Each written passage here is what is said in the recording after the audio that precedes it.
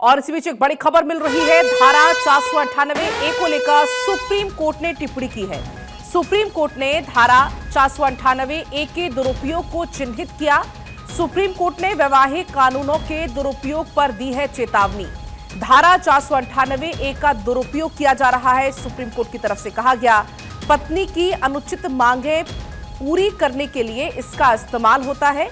Supreme court में एक मामले में पति को राहत दी गई। पति के खिलाफ दर्ज 498A के मामले को रद्द किया गया। तो ये बड़ी जानकारी है। धारा 498A को लेकर सुप्रीम कोर्ट ने टिप्पणी की है। सुप्रीम कोर्ट की टिप्पणी इसको लेकर सामने आई है। सुप्रीम कोर्ट ने धारा 498A के दुरुपयोग को चिन्हित करते हुए कई बड़ी बातों का जिक्र किया। और इसी बीच हमारे साथ हमारे संवाददाता सुमित जुड़ गए हैं ज्यादा जानकारी लेकर। सुमित, इसको लेकर ज्यादा अपडेट दीजिएगा। बिल्कुल पलक, देखिए बेंगलोर में जिस तरह से एआई इंजीनियर की आत्महत्या का जो बहस जो है पूरे देश में छिड़ गया है, खासकर सोशल मीडिया पर, उसके बीच एक मैट्रिमोनियल डिस्प्यूट पर सुप्रीम कोर्ट ने तल्ख टिप्पणी की है। आईपीसी की जो धारा है 498A, उसके दुरुपयोग पर सुप्रीम कोर्ट ने कड़ी टिप्पणी की है और कहा है कि आईपीसी की धारा 498A का इस्तेमाल अक्सर पत्नी अपने अनुचित मांगों को पूरा करने के लिए जो है वो करती हैं और इसका इस्तेमाल खासकर पति और उसके परिवार के खिलाफ किया जाता है, जिससे दुरुपयोग की जो प्रवृत्ति है वो लगातार बढ़ रही है।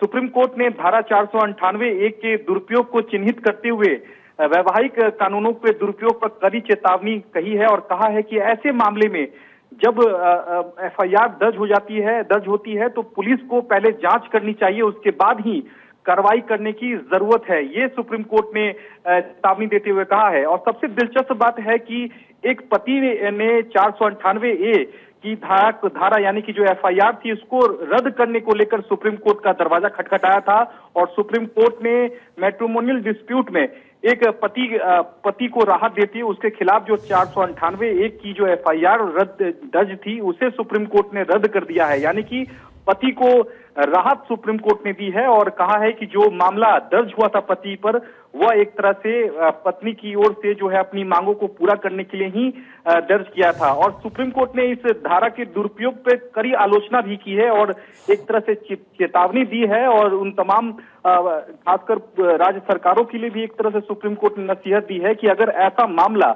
आता भी है तमाम थानों में तो सबसे पहले इसमें जांच जो है वो होनी चाहिए, उसके बाद ही किसी भी तरह की कार्रवाई जो है वो होनी चाहिए। तो जिस तरह से बेंगलोर में एआई इंजीनियर ने आत्महत्या की है, उसके बीच सुप्रीम कोर्ट ने एक मामले में जो टिप्पणी की है वो अपने आप में खास इसलिए है क्योंकि सुप्रीम कोर्ट ने भी माना है कि 498A जो है उसका गलत तरीके से दुरुपयोग जो है वो आज के दौर में किया जा रहा है, जिसकी जो वानगी है वो एआई इंजीनियर की जो आत्महत्या का जो पूरा मामला है उससे जोड़कर देखा जा सकता है। तो निश्चित तौर पर जिस तरह से पूरे देश में जो बहस छिड़ गई है उसके बीच सुप्रीम कोर्ट की जो टिप्पणी है पलक, वो अपने आप में बेहद अहम मानी जा सकती है।